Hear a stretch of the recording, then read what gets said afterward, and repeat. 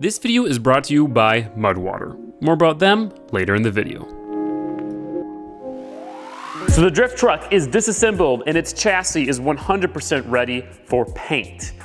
But the paint booth is currently just an empty room with cool lights and a little rack, a little shelf. And so in order to paint the drift truck in this abandoned storage unit, we have to convert it into the ultimate DIY paint booth.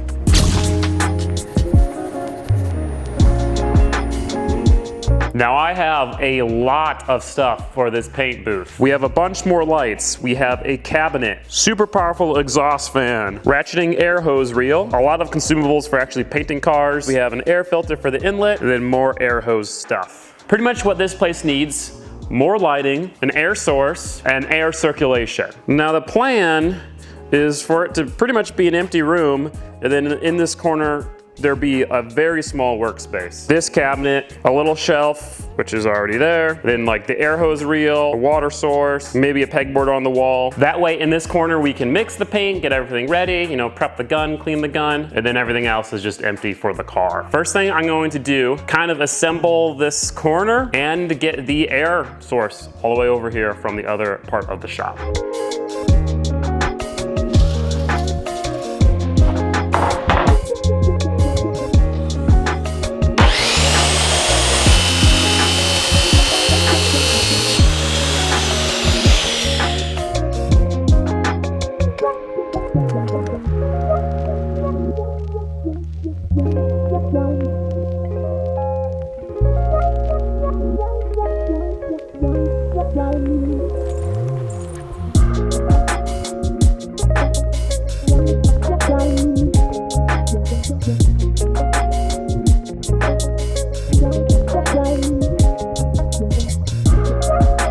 So we got the main 1/2-inch air hose right up there, and that's as long as it goes. But that's perfect, that's all we needed. And now we've got this air hose reel, and more importantly, the air purifier dryer. When you're painting a car, it's very important for the air to be nice and clean. No oil, no water in it. And so that's what that is. That's an industrial air cleaner, air dryer. It was like 200 bucks, it's very nice. And we'll also be using an inline air dryer right before the gun. So it should be very nice air. But we gotta mount that and mount the hose reel.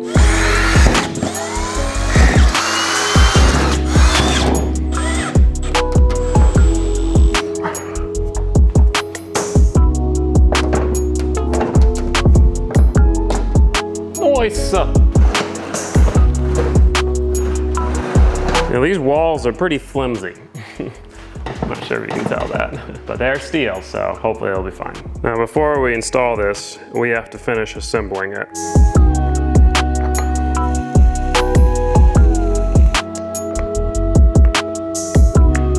Okay. Oh, it's all ready to go and they just give you spares? Bro, we got something in it too? Hey, yo. So the only thing is, the inlet and the outlet are 3/4 inch NPT, and we're going all the way down to 3/8, so I need to go get some adapters.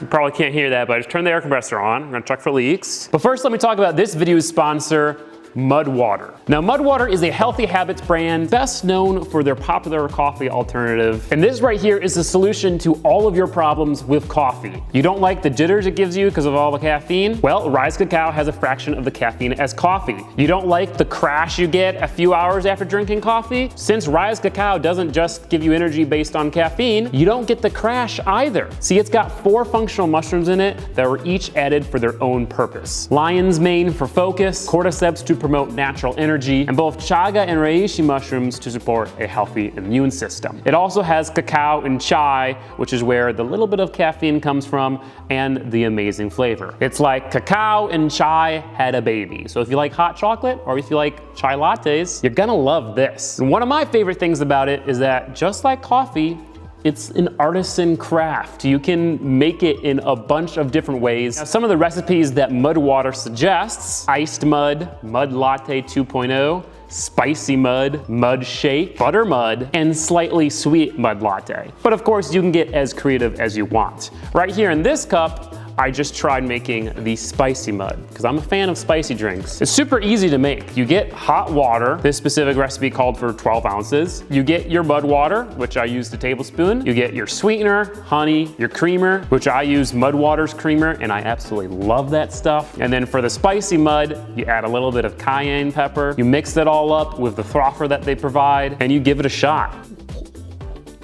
How did I get it perfect the first try? Now personally, one of my favorite ways to enjoy Mud Water is in the afternoon when I've gotten home from work. I'm a little tired, but I don't want to ruin my sleep with caffeine. Mud Water. Now if you guys are interested, Mud Water is hooking you guys up with a special offer. If you go to mudwater.com/Gingium, you can get $20 off and a free frother. Yet again, that's mudwater.com/Gingium for $20 off and a free frother. Huge thank you to Mud Water for sponsoring the video. Anyway, let's finish this paint booth. It used to be pretty leaky up in this corner because there was an old hose, so if anything, it should be better. I'm hoping I don't have any issues with how long the hose is.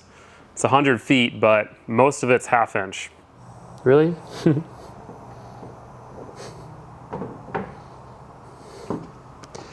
The Amazon air dryer leaking.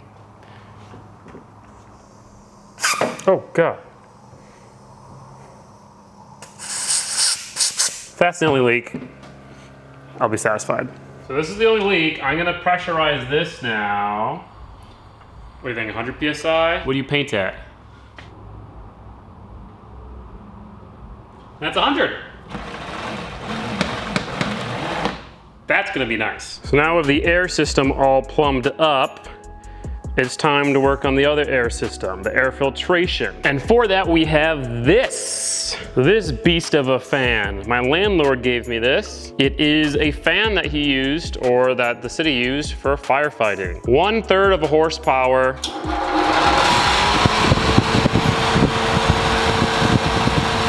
Very powerful. Now, here's the thing, guys. Professional paint booths pressurize the paint booth, meaning there's higher air pressure inside the paint booth than outside the paint booth, and therefore it's very hard to get dust inside because air is being forced out of the paint booth. You know, nothing wants to go to a higher pressure. But with a fan like this, building a pressurized paint booth is gonna be difficult, because then you'd have to blow through a filter, you'd have to make sure the air being pushed in is all, like, these fans are good at sucking, not blowing. And so we're gonna have a negative pressure paint booth, meaning that this fan is gonna be sucking air that's in the paint booth out. And then there will be inlets with filters on them. That makes a higher chance of dust getting inside the paint booth, but it's easier, so it's gonna be fine. The idea is on this wall, we're gonna have the fan blowing out. On this wall, we're gonna have a hole with an air filter in it. When we actually go to paint, we'll tape off both the doors, so that's 100% sealed. We'll tape off this door, besides the corner, so we can get in and out. So that's 100% sealed. And so as long as the paint booth is relatively clean, no dust should be able to get in. Another important thing is that this is a paint booth, not a body work booth. We're not gonna do any body work in the paint booth, because that's just asking for getting dust in your paint. We'll do the body work either in here or just outside, because it doesn't really have to be anything fancy. And then we'll do the actual spraying inside the paint booth. But this obviously is not a normal exhaust fan like that. So we have to make a frame for this thing to sit up against the wall.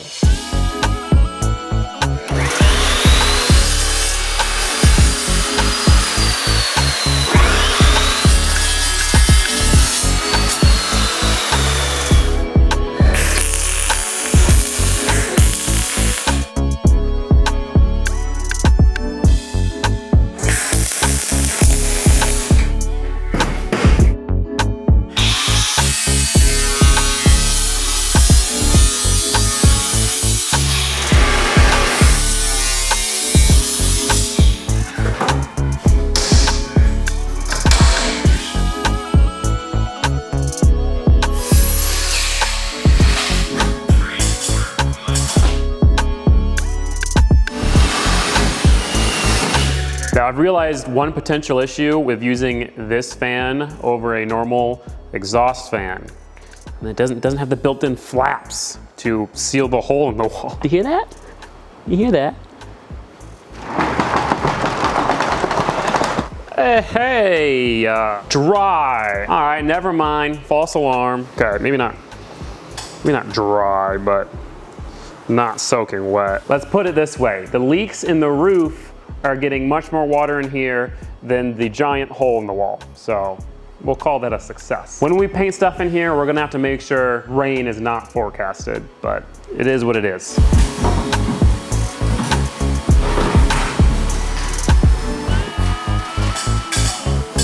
We obviously have to seal around it, but it's wet, so not right now.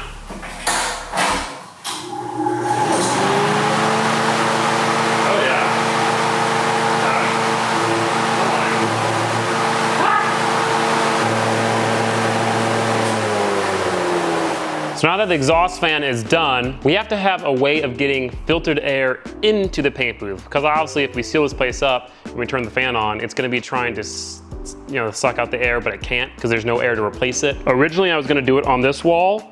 So it's just all on this wall, and this wall is easy to work with. It's a thin metal wall, but that's not gonna create the best airflow inside the entirety of the paint booth. You want it to be sucking air through. So the opposite wall of there is right here. Now obviously this won't be in here when we're actually painting cars. We're gonna put it on wheels so it can go in and out. But what we have to do is cut a hole in both sides of the wall and make a mount somewhere for this. So pretty much the air will be able to go through the wall through this filter so there's no dust and stuff in it. Like that.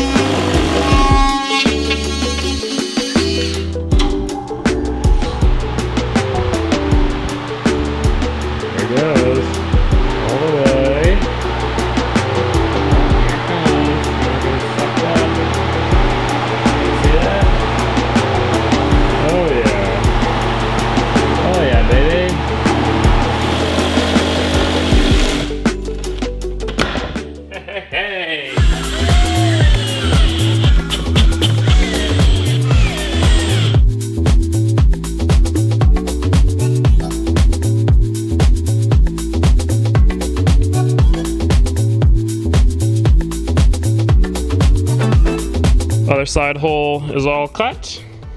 Hello, hello. We're gonna leave the stud in there just to keep it strong, but that's not really gonna impede airflow.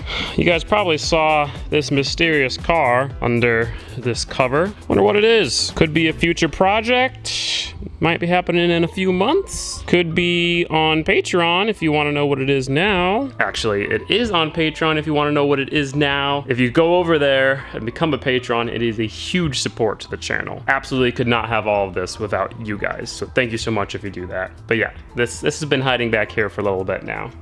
And it's gonna continue hiding back here, but I'm excited. For now, we're gonna finish this side up with the mounts like we did on that side and paint it all.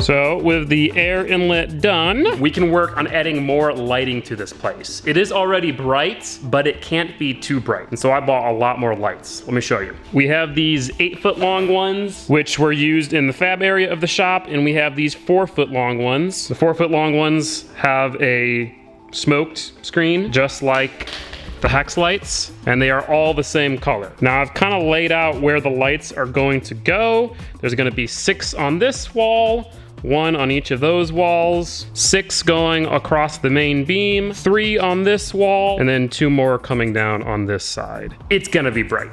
So let's do it.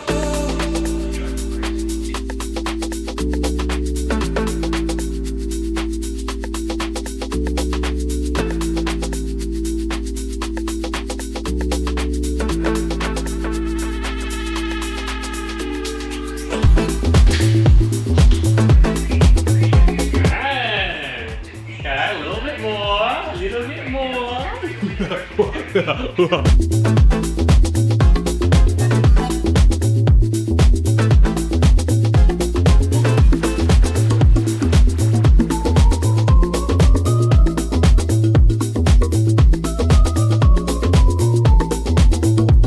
the lights are installed. So this is with just the normal hex lights on. I'm gonna turn these vertical lights on first. I'm not gonna change the settings on the camera so you can see how much brighter it gets. Okay, a little bit brighter. Still not like crazy, but it's starting to get overexposed. Okay, those ones are on. And now, those ones are on. I think it's pretty good. It feels way brighter in here. I mean, I guess the camera really doesn't do it justice because it feels really bright in here, but with all the black on camera, it doesn't look that bright in here. It's bright though. I mean, look at the floor. Plenty bright, I think, to paint a car in. And the nice thing is that the light is distributed through all heights and all areas of the room, so there's no really dark spots. All right, there's a few more details and then this place is done.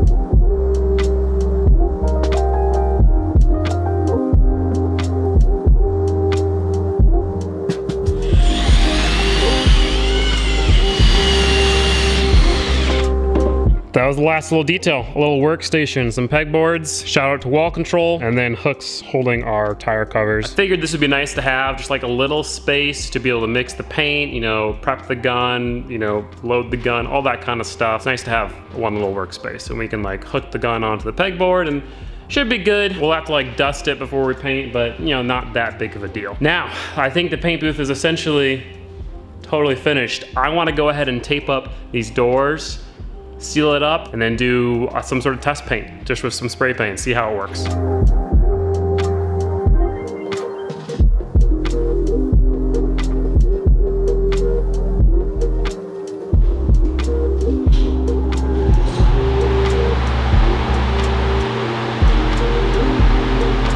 problem is that as soon as the fan turns on and the negative pressure starts, it's just trying to pull the plastic off of the wall. Yeah, I just tried to do this to that door and it was so breezy, the plastic just kept blowing off. This shit sucks and it's so expensive. But yeah, I mean, these doors are really leaky. That's why we need to do the plastic, but I think I'll have to get bigger plastic, like thicker plastic, and stronger tape. And then it should be fine. Anyway, let's close this door and try to paint something still. And that door closed, I feel like I'm in a paint booth. Like, this place feels legit as hell. Compared to my last paint booth, guys, do you remember when we painted the Arc 7 PVC structure in a freaking gravel parking lot? Oh my God, this place feels awesome. I'm gonna turn the fan on. Yeah, unfortunately,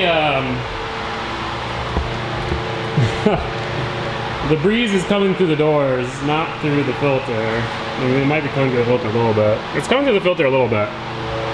But clearly that's the issue.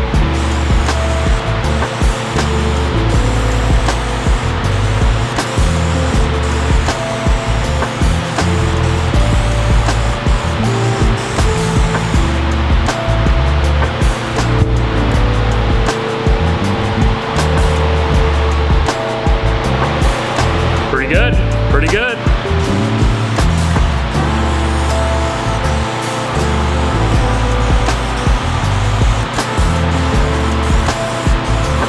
Great job.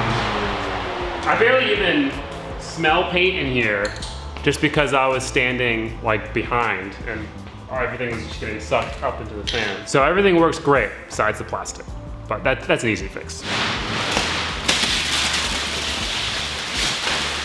Glad I wasted this plastic. That's nice. I hope it comes across on camera how awesome this place feels in here. I mean, it feels like a paint booth. It's an enclosed space. The hardware is pretty legit. Like, you know, it should be decent.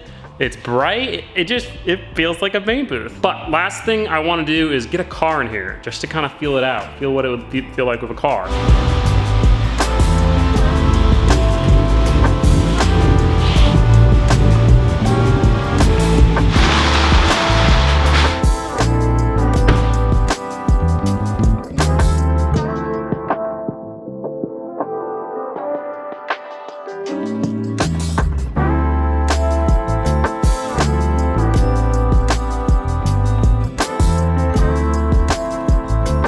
I wouldn't say a Honda fits a big car, but it's definitely not a small car. And it fits in here great. And obviously I could use the dollies to get it a little bit more centered because there's more room over here than there is on the other side. But sheesh. I mean, even in the tight spots back here, like there's enough room to paint. On this side, the lighting is amazing. I mean, this will be no issue. I will say on this side, it's a little darker. And that's because that side's got that wall. This side's got the door, so there's no lights on the wall. So we might have a few lights on a tripod over here, but I mean, that's not too bad.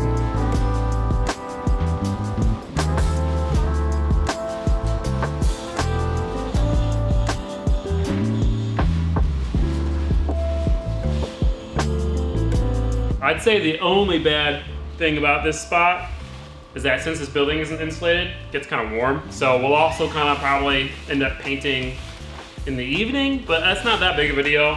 And the heat will actually help it dry and the paint way nicer, so not that big of a deal. I'm so happy though. I'm so happy. It turned out great. So I mean, that's it. That's the paint booth.